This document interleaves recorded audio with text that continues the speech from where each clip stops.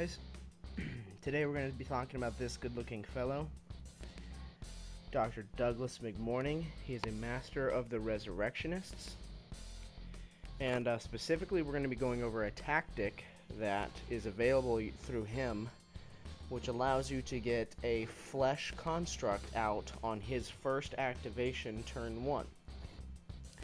So it's a pretty simple tactic, pretty easy to get down once you've figured out the mechanics of it, but we're going to go ahead and teach you guys how to do it here anyway. So we're going to, because my models are in order, we're going to go ahead and use stand-in models for this demonstration, and I'll go ahead and tell you which model is which. We're going to use this Storm Boy model as Dr. McMourning himself, and to do this trick, you're going to need Dr. McMourning and 1 canine remains.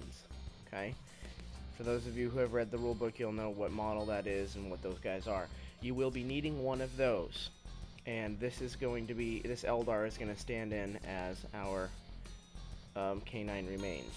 Now, for this to work properly and effectively, you must be very specific on deployment. Okay, let's give you a little close-up to show you what I'm talking about. Dr. McMourning, you're going to want to set him up anywhere on the table that it's going to be a while before your opponent can get to you. You're then going to want to place your canine remains in base contact with Dr. McMourning. This is very important to do. If they are not touching bases, this is not going to work.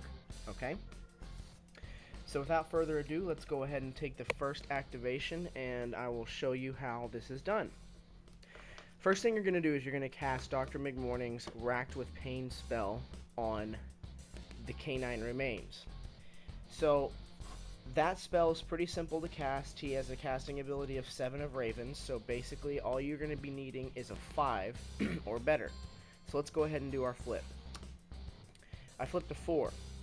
That's not quite enough for me to get this spell off, so unfortunately I'm going to have to cheat.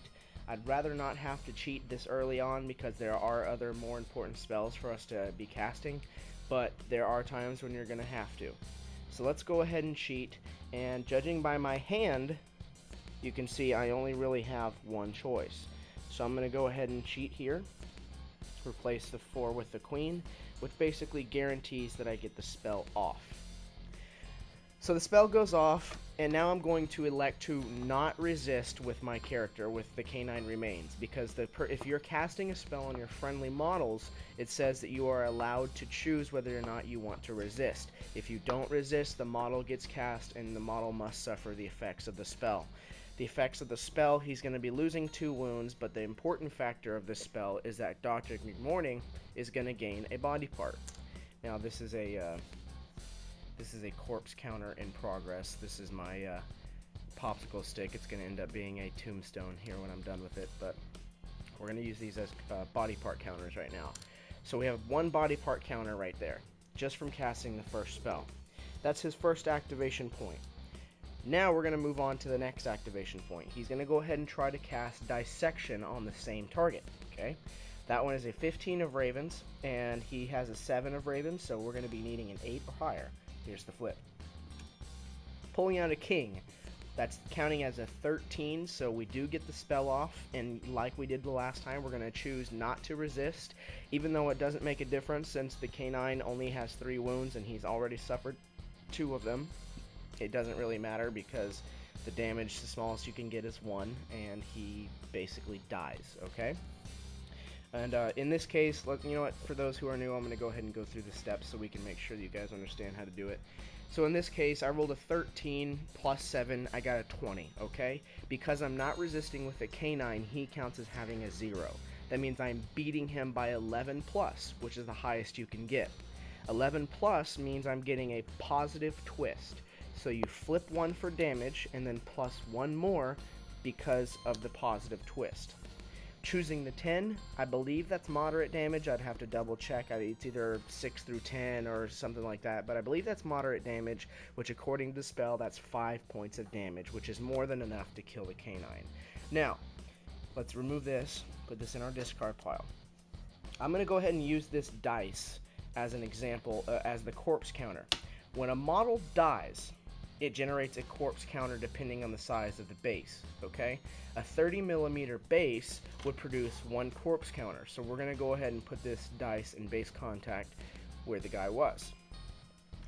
Now, according to the spell Dissection, if you happen to kill the target by dissection, you gain 3 body part counters.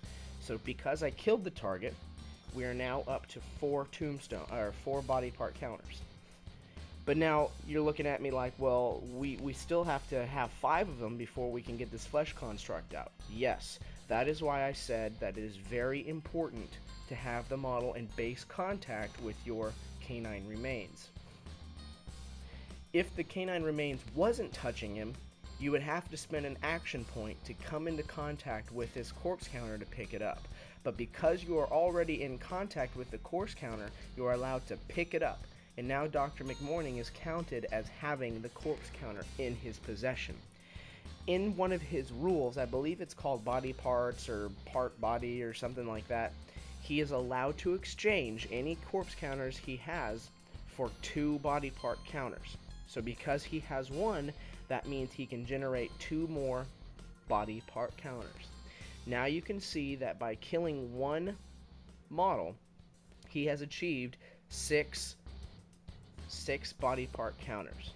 But we still have to get his spell off. He's used both of his action points. He is now down to using his 0 cast Monstrous Creation, which is all we need. Now this is the hard part because he is already giving us a Raven suit, but the Monstrous Creation requires us to get another Raven suit, which is a Spades. When you guys are, if you're not using a Fate deck, this is a Spades. So we must pull a Spades somewhere in here in order to get the spell off.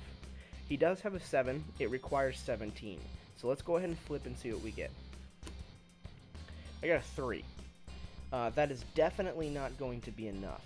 So what I'm going to go ahead and do is play a little trick here, okay? This is important that you get the Flesh Golem out, so which is why we're going to be sacrificing a lot of our control cards to make sure that we get it out.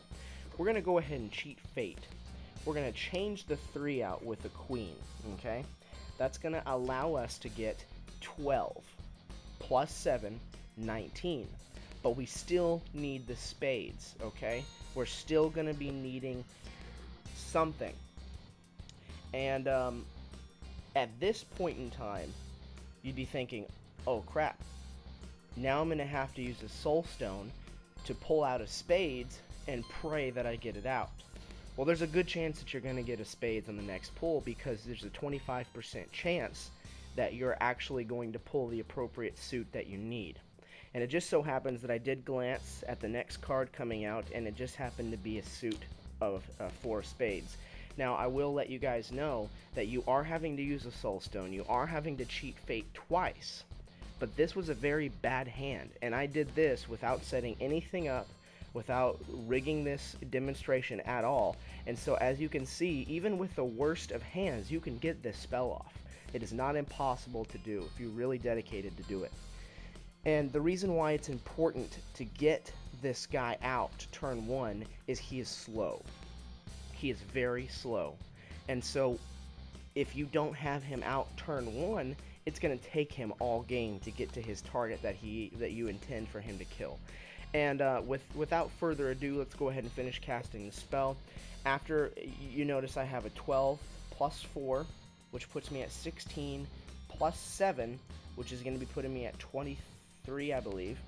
And that's 23 with 2 ravens, and whatever the diamonds is. I don't remember what the diamonds is. So, that spell gets cast. I'm able to cast it, and we are going to summon our Flesh Construct, and I'm just going to throw an Eldar guy in there, but that's basically the Flesh Construct. Now, you will be removing 5 body part counters, and once those are gone, that's it.